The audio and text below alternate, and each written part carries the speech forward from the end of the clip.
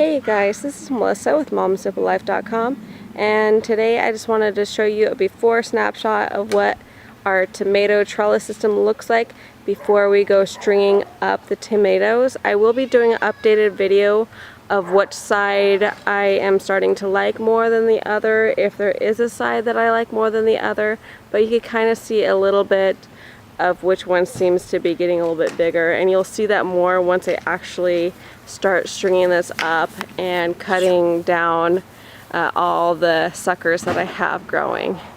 And I am doing only one main stem per string, so I'm not doing two, and I will be getting rid of, like for an example, I don't know if you can see this, but this is a sucker right here because this is in between the branch and the main stem, so this will be taken off. I have some suckers that are so big in here that they are starting to produce tomatoes, and usually I would just let my suckers go, but this year I am sticking to it and I'm going to focus on only doing the one stem and not having too many suckers take over my tomato bed. And plus last year I didn't have that many tomatoes that actually turned red. So even though we might not get as many tomatoes versus people who are getting a lot of tomatoes with the suckers, at least ours will be turning red, hopefully by the end of the summer.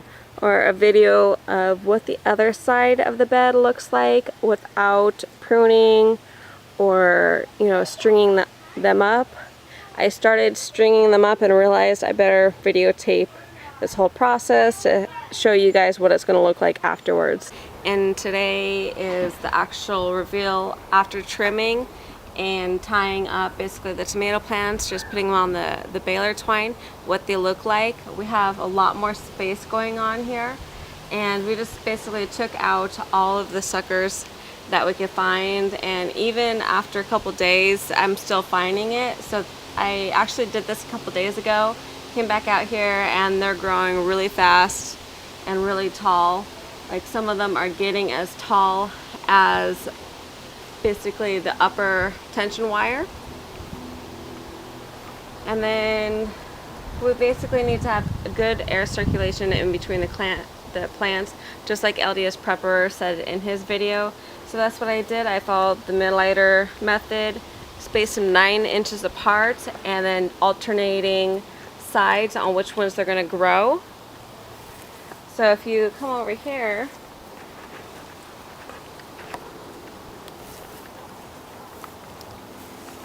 so if you come to the end, you can kind of see I got one plant going to the right, one plant going to the left, and they just do that all the way down. And there's a pretty good amount of space to have good air circulation through the plants, so I shouldn't have like a lot of pest issues. The issue that I am having this year is blossom rot.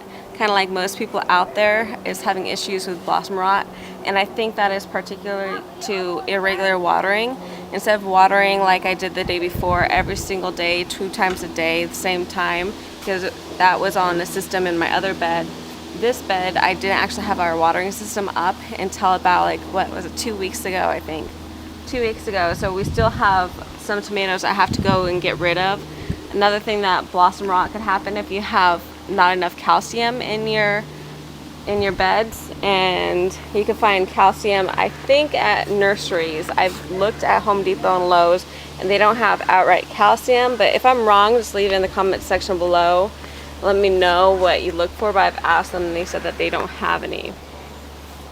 So basically, besides bone marrow and stuff, so I'm not quite sure what people are using for the calcium, because I'm not like a certified gardener or anything. So just let me know if you could help me out and figure out where to get the calcium that you guys are getting to help your tomatoes not have so much blossom rot at the end.